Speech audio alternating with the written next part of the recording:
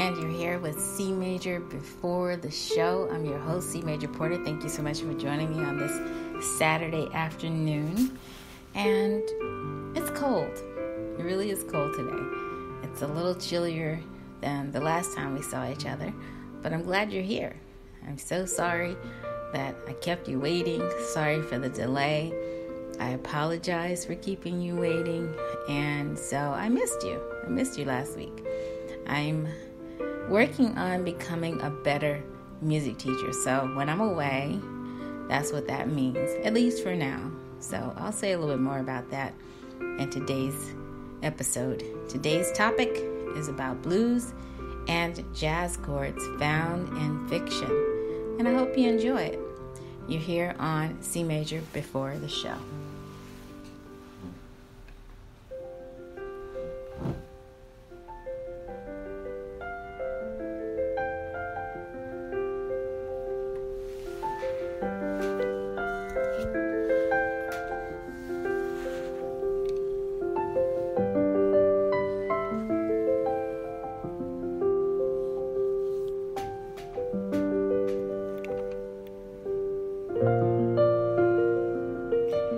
So how have you been? I hope you've been doing great. I have been seeing so many fun things happening out there on social media, and it's just nice to see some of my friends are really enjoying themselves with music making this time of year. It's the holiday season, and so I know I have students that are looking to play certain songs for the holidays, and I hope your Thanksgiving was happy. Mine was a happy one. I had a surprise this year. I was actually able to share a Thanksgiving meal with one of my piano families. And so I'm really thankful for my piano students this year. Really thankful for piano families. And it was just nice to have a really nice meal. The turkey was delicious. So hope that you had the same, if not better, experience. And I've been hearing about some of your holiday activities, I'll say it that way, and they sound like you had a lot of fun. So shout outs to a couple of students today and a hamster this week.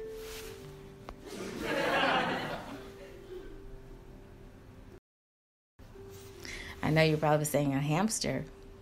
I'll say a little bit more about that later, but I'm finding that a lot of my friends and a few of my students have pets.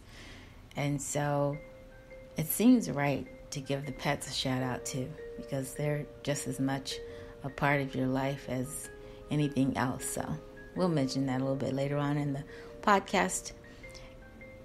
I have a quote. Education is not preparation for life. Education is life itself. Have you heard of that quote? I like to substitute the word music. Music is not just preparation for life. Music is life itself. And so you can substitute words as you need to, on, and whatever the meaning is for you. I've been thinking a lot lately about how my students will use music in their lives. How will they use piano lessons? Will they go on to other careers and not necessarily music? I have a few students that are looking to pursue music as their career, but I would say most of my students treat piano lessons as recreational music making. They're doing it simply for the fun of it, and they aren't looking to be trained as a pianist to go on to have a career as a musician of any sort, just really enjoying playing the instrument. And so however I can help, that would be great, to know the best way to help you and to teach you as an individual, and not just relying on method teaching a piano method, a piano subject, or music as a subject, and expecting you to really put in the time and the practice to be all that you can be when you know that your life is not going to go in that direction. But having said that, I will say music for me has been life itself. And so I can speak from that experience, and I know there are others that can do the same. And so shout out to my classmates. If you happen to be listening to the podcast, I see you. I see you on social media, and feel free to chime in. We are working on some new ideas for the podcast for 2020. So I'm excited about those, and I know we're going to announce those as we go along. Piano lessons in the 21st century, academic education, or something else. We're thinking about all of those things. How will you continue to use piano lessons for yourself, for your families? Are you using it with wellness in mind? Are you using it for something else? Those are the things that we talk about here on the podcast. So I'm really grateful for those conversations when they come up, either over coffee or over a meal. And so we also have some announcements as well coming up on the C Major radio show and here on C Major Before the Show, because I might be doing a special interview, and I want to say a little bit more about that as we go along in today's podcast. So what we're going to do now, I'm going to gather my notes that I wrote for today, and I'm going to come back in a moment and to bring you our conversation about blues and jazz chords found in fiction. You are listening to C Major Before the Show.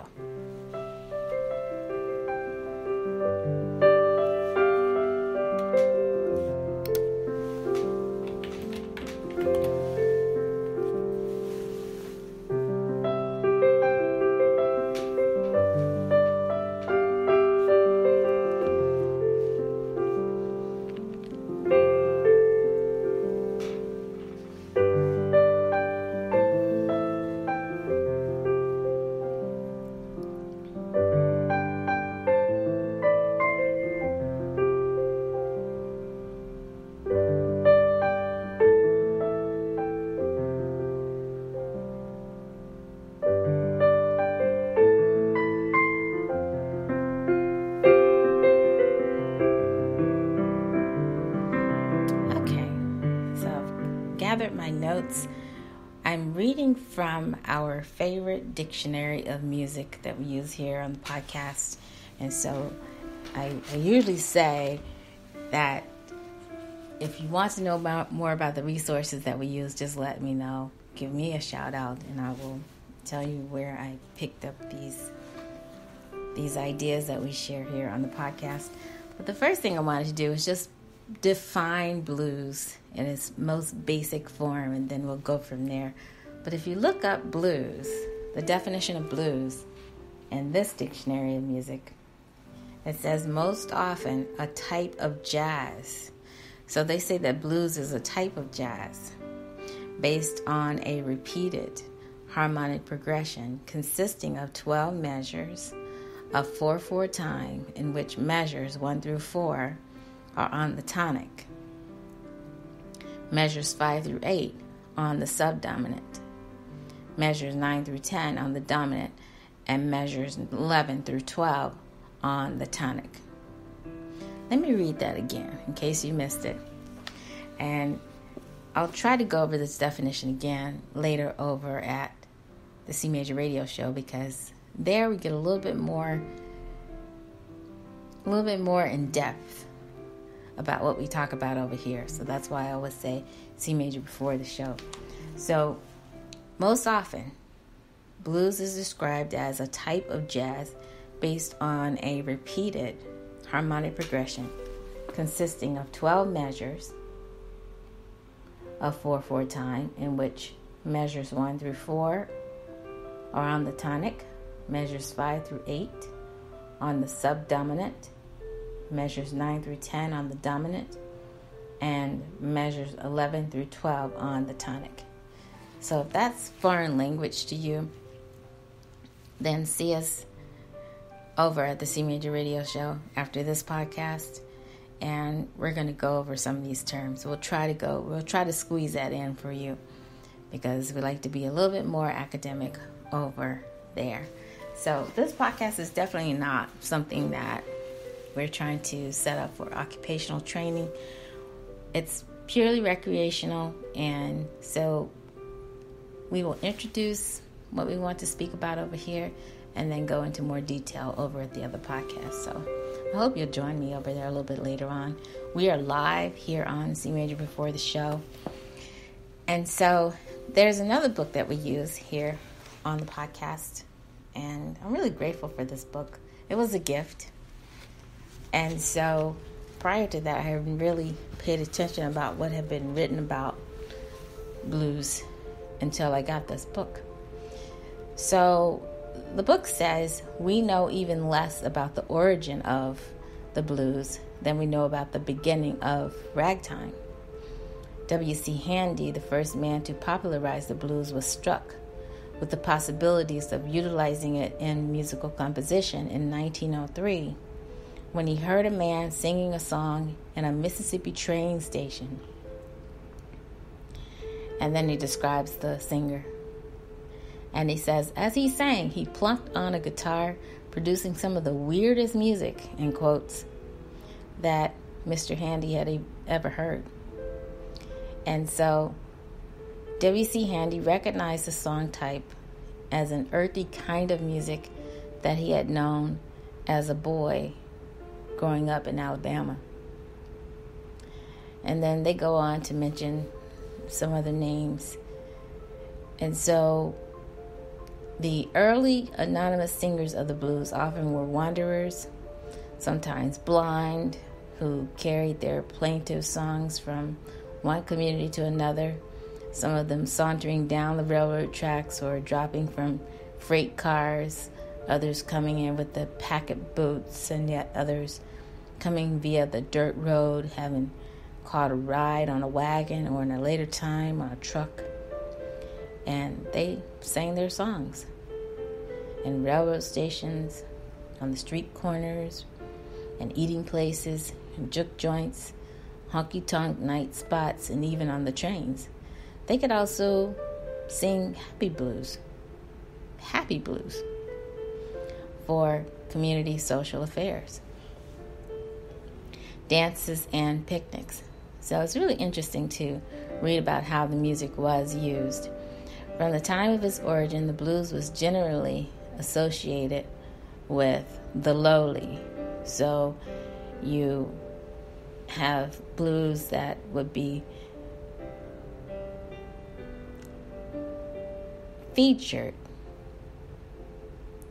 in the red light district, for instance, but generally rejected by respectable, quote-unquote, church-going people. And then you have this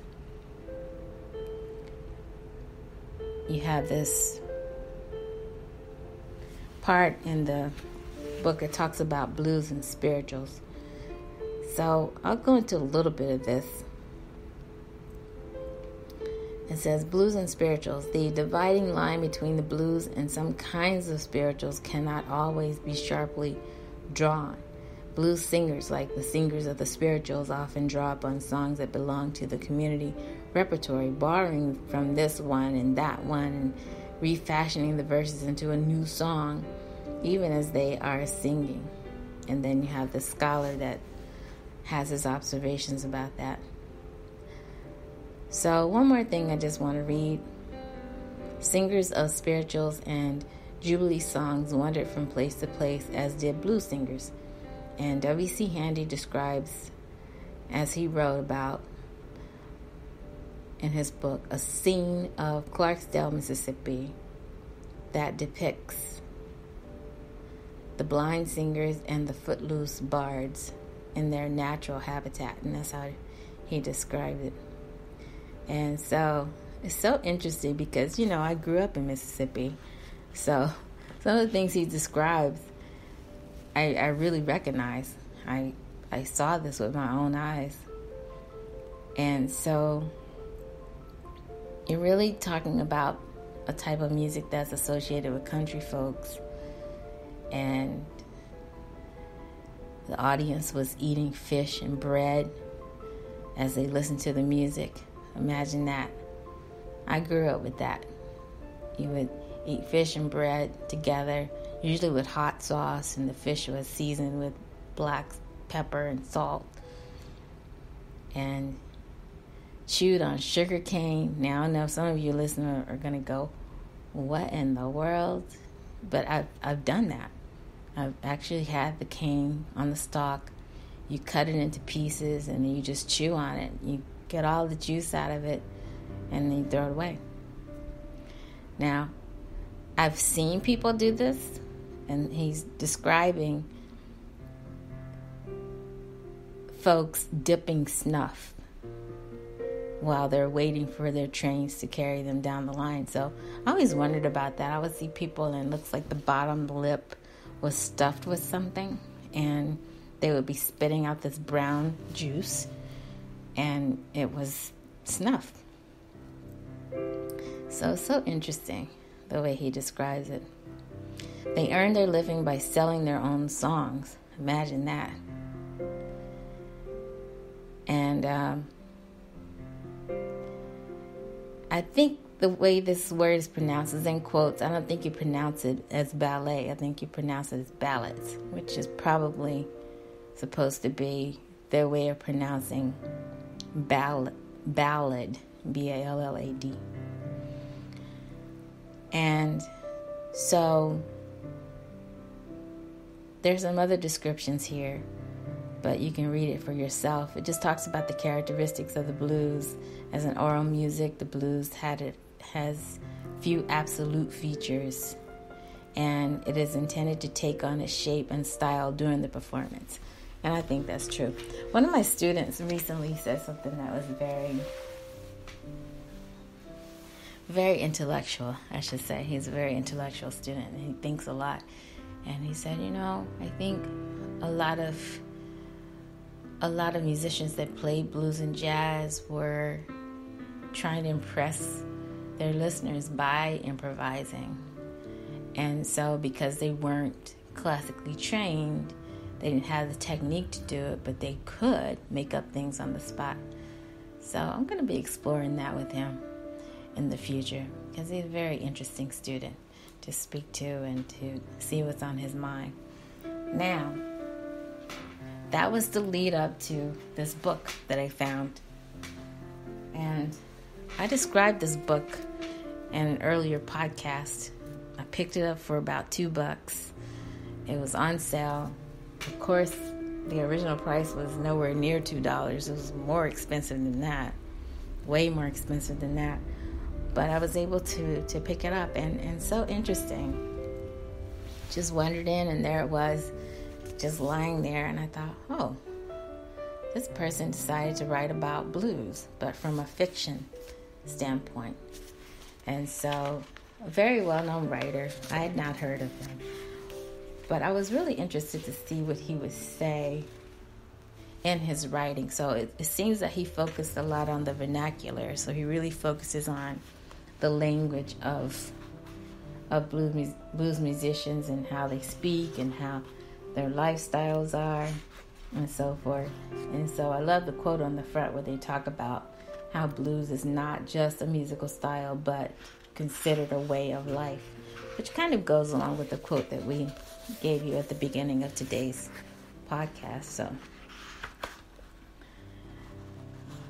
So I'm just going to pick out a few spots in this writing and just encourage you to find some fiction all on your own. You never know when you may come across something that includes writing about music. And in this case, it happened to be blues. So you have these characters and they're talking about other musicians that are out there in the world that they know about. And it just says, the blues never die. And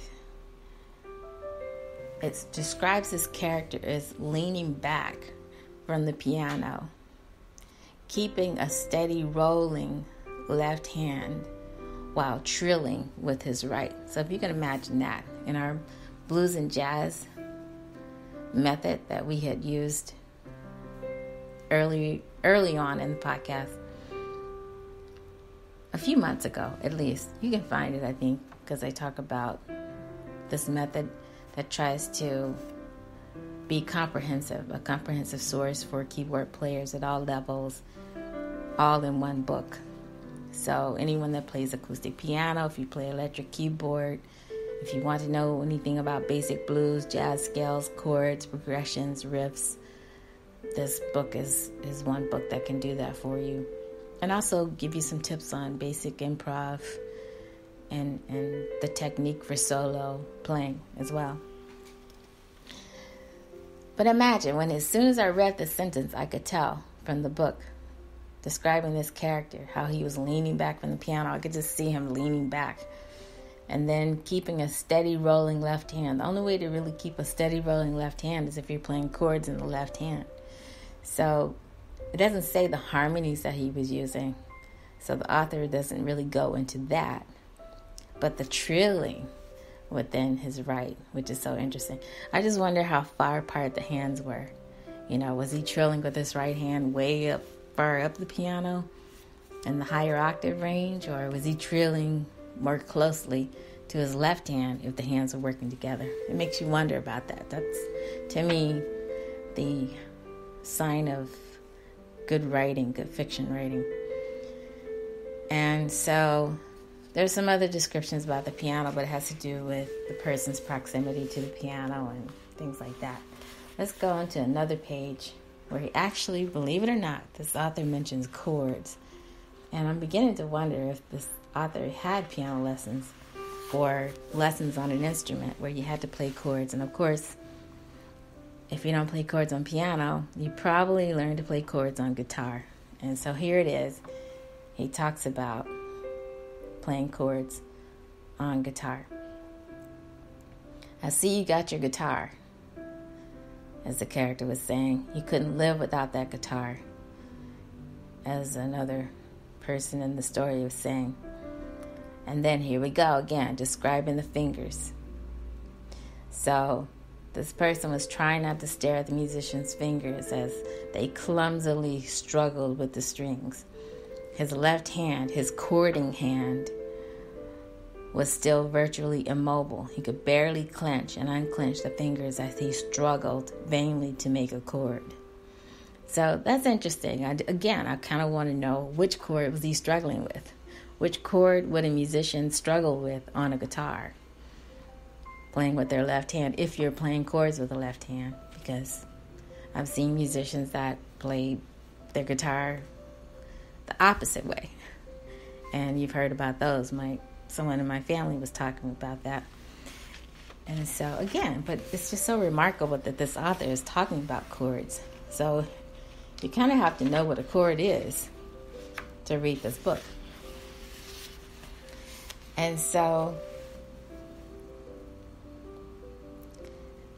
here's another passage, and then we're going to stop, and then I'm going to tell you a little bit more about where to find books by this author. I won't name the author, I won't name the book, but I will name the other books that are associated with this in case you're interested, and then you can find out. Everybody Googles everything. The minute you say something, they just go, okay, let's Google it. But where is this part? Okay. So the same person is playing the guitar. He licked his lips and picked up the guitar again. This time the chord resounded throughout the room. His fingers still stumbled over the strings, and he had a lot of wrong notes. Imagine that. But he and the woman began to sing, "Jesus wears the starry crown," softly at first, then with increasing volume. That is so interesting. I mean, again, the writer probably thinks someone reading this would know this song or think to look up the song. And the fact that he threw in that the musician was playing wrong notes, that's really, really interesting. So that's just one example of how you can find music in fiction. And so I hope you enjoyed that. And I will tell you a little bit about the author's other books that you can find. And feel free to look it up for yourself. He wrote a book on sweet soul music. He wrote a book on searching for Robert Johnson. And there's a book that mentions Elvis Presley, Last Train to Memphis, The Rise of Elvis Presley. And then there's another book as well. So feel free to look it up for yourself. I hope you like that.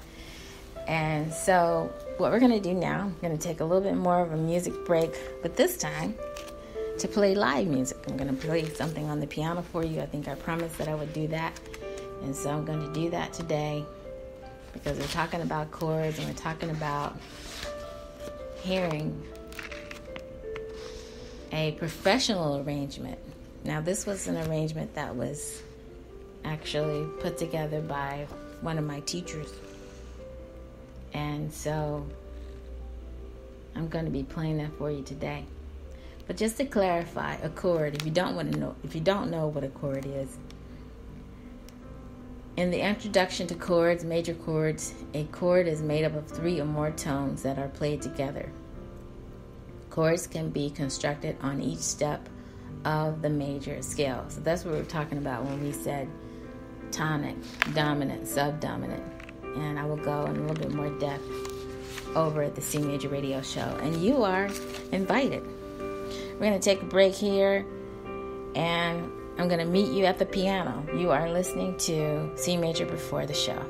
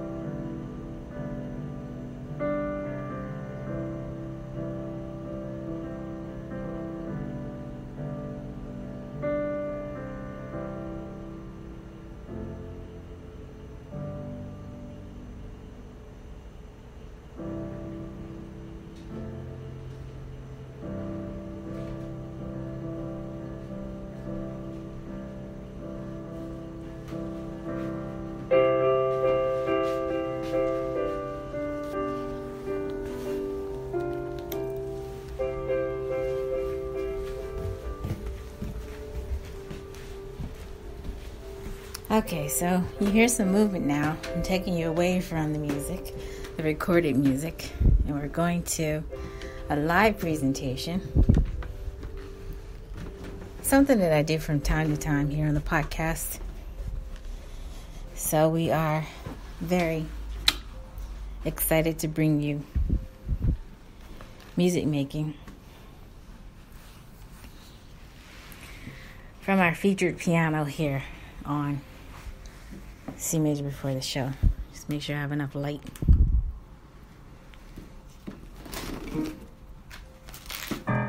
Definitely have sound.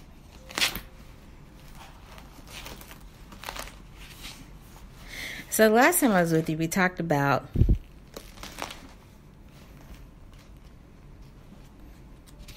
one approach really to playing. Looks like we're on the harpsichord sound. I'm going to change that in a moment.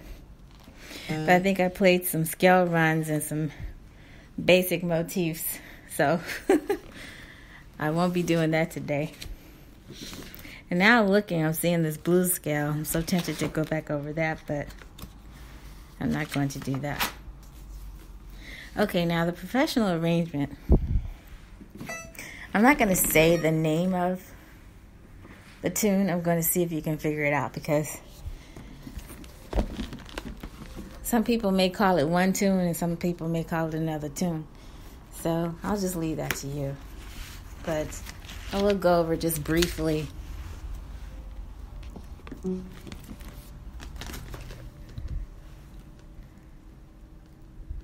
what I have in front of me. So the arrangement was supposed to be practiced slowly. It's a challenging piece. That's what the author is saying here. One of my teachers who wrote this arrangement was saying it's a challenging piece, requires slow, patient work, and you're supposed to anticipate and accent the notes as indicated, but I don't know if I will be doing that today. And then you have a technique that he wants you to review because it's an important part of creating a jazz feel. But it's just me trying to share more about the progressions that you may come across in your own musical pursuits of playing the piano. You never know. And so it's just to encourage you, because coming up on 2020, again, we're just going to add more variety to the podcast. Some of you will probably be really, really happy about that. Okay, now,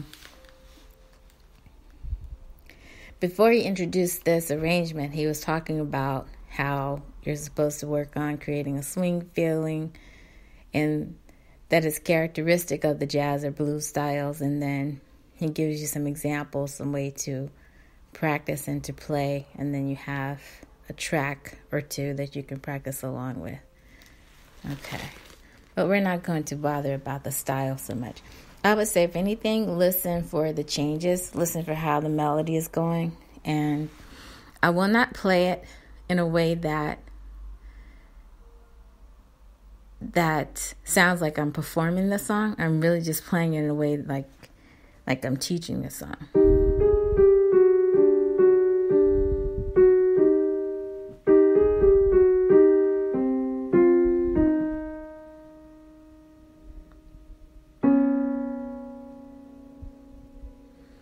Okay.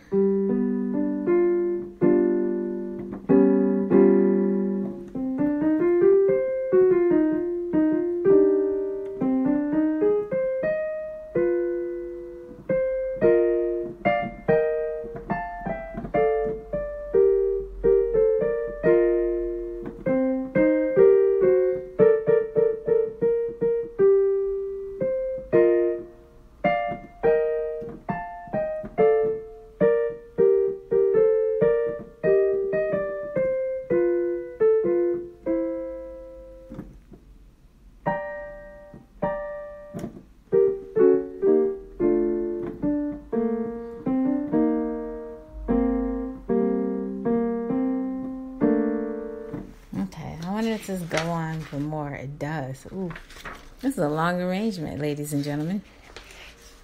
I don't think I'm going to play the whole thing today. I thought it was just a couple of pages. Okay, so I'll probably just stop. Let's see, where should I stop? Let's just see. Let me see what the left hand is doing first.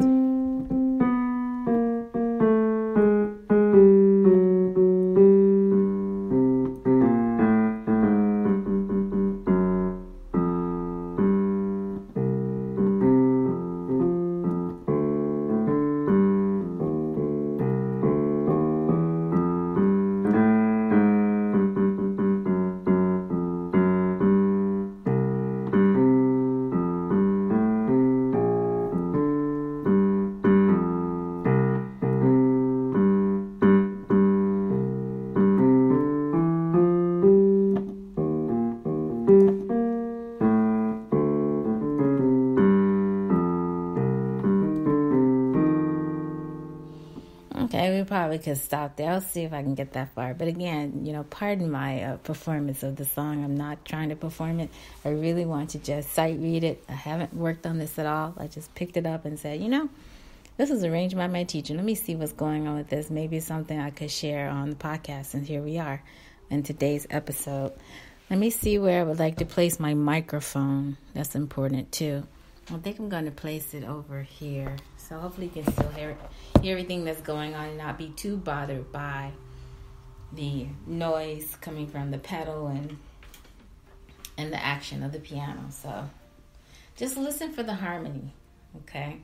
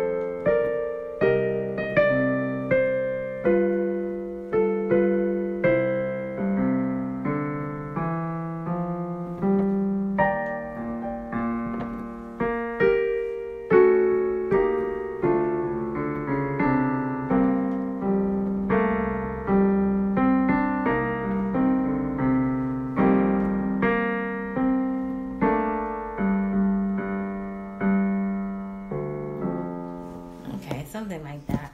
Okay, so I don't really have the feel for it. I'm definitely not following the performance directions where it says play it moderately with energy. But still, I hope you were able to see how you put together harmonies with a familiar tune. Did you even recognize the tune? I think it's more recognizable as you get more into it.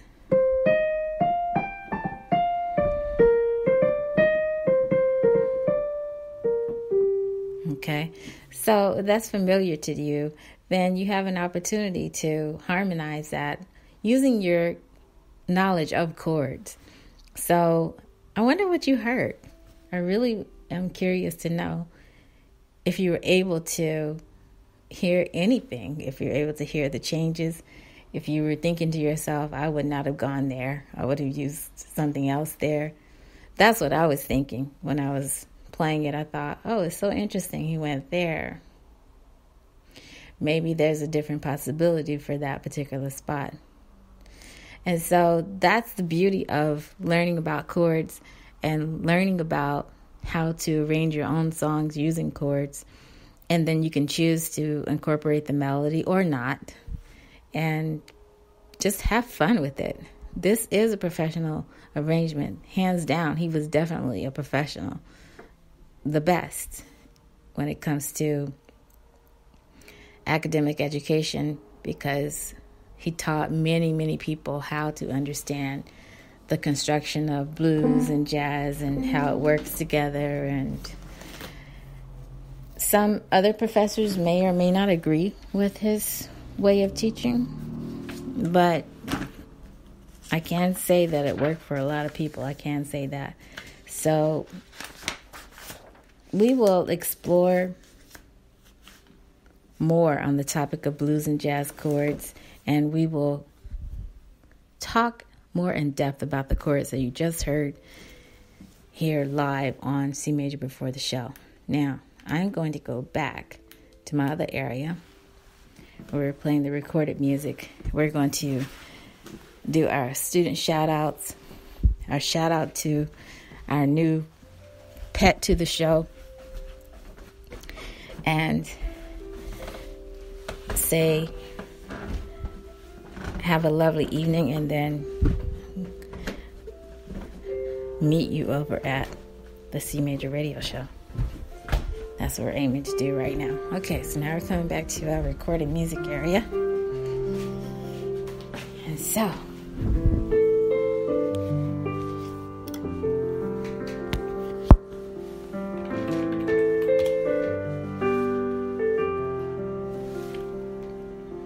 as we lower the music, and then we'll bring it back up in a moment. I hope you had fun on today's show. I want to give a shout out right now to my students that are learning the music from Frozen 2. Shout out and cheers.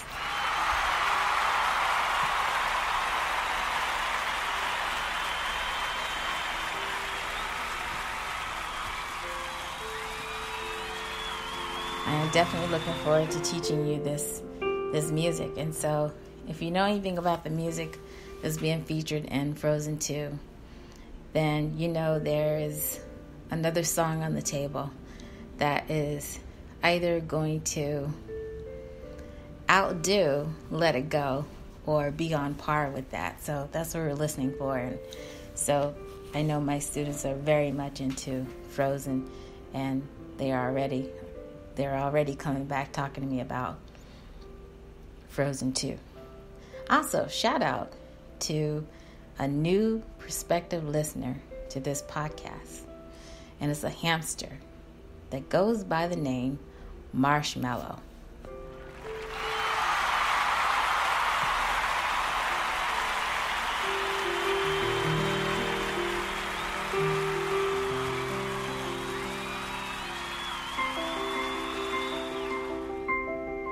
And Marshmallow actually looks like a marshmallow. That's why his mom named him Marshmallow. And so I'm very happy to have Marshmallow listening to the podcast, and we will be shouting you out in the future. I told your mom that I was going to shout you out on the podcast, so she laughed about it. She thought it was very funny, but she says you're a very smart hamster, and I need to find out what music you listen to. And so to my listeners, we'll be following up with Marshmallow. Shout out to all of my teaching artist friends. I hope you have a wonderful holiday season.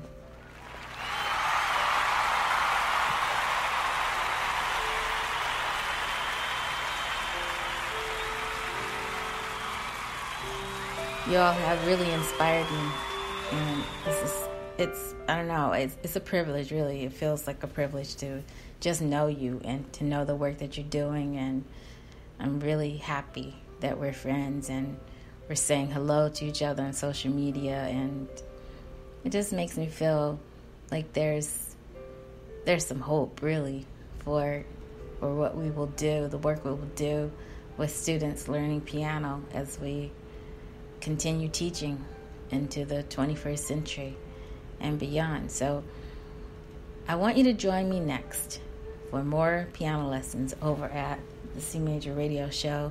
Starting in a few moments, we're going to spell out those chords from today's show.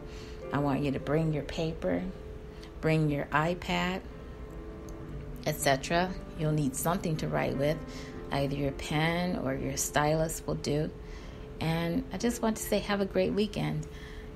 I will not be with you next week again because I'm away becoming better at my craft and trying to perfect my knowledge so that I can help my students do the things that they're asking me to do. And I'm loving every minute of it, and I'm very excited about it all.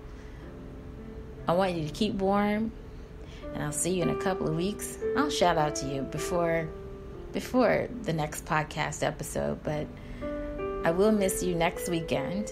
And you know what? If I have a chance to do something on the go, I will, because I don't want to leave you hanging and to keep you waiting for too long. I really appreciate everyone who's taken a listen to, who's listening to what we say here and to get something out of it. I hope it really helps you. Dream big, and I will see you soon on the next C Major Before the Show.